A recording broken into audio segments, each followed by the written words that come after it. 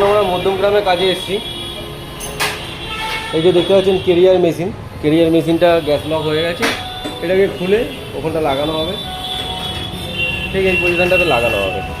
এই যে এখানটা একটা কিছু হয়তো কোনো থাকার ঘর টর হবে, এখানটা অ্যাডভেস্টার দিয়ে পুরো সাজানো আছে।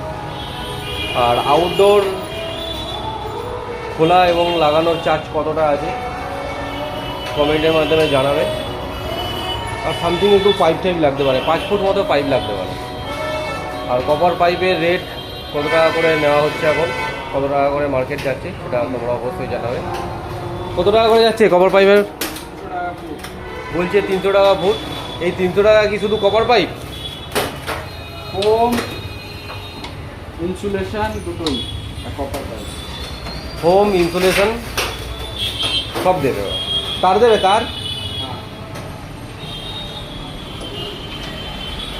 যাই হোক, কাজটা কমপ্লিট করতে হবে এখন। কাজটা কমপ্লিট করার পর আসছি।